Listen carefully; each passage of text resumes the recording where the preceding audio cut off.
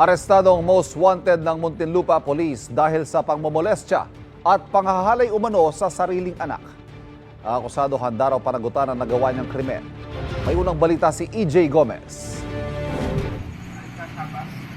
Hindi na nakapalag ang 36 anyos na lalaking ito nang makorner ng mga polis at silbihan ng arrest warrant dahil sa kasong pamomolestya at rape.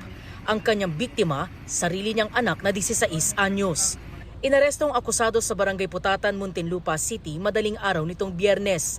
Enero ng nakaraang taon daw naganap ang krimen.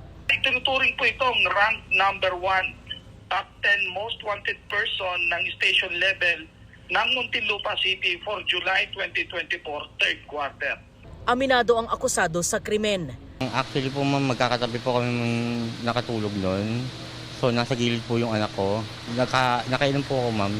Nagkaayos daw ang kanilang pamilya isang taon matapos ang insidente. Pero itunuloy ng kanyang bayawang kaso na inihain Marso ngayong taon. Nagsisisi raw ang akusado sa kanyang nagawa. Yes po ma'am. Kaya hindi po ako nagtago ma'am. Handa po akong dependin yung sarili ko. Handa po akong pananagutan kung ano yung dapat kong pananagutan.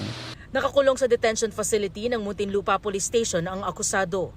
Meron din po siyang 2 counts ng lascivious conduct under section 5 din po ng 7610 and 2 counts din po ng qualified rape under article 266 of RPC o Revised Penal Code as amended by RA 8353 o yung tinatawag nating Anti-Rape Law of 1997. Ito ang unang balita.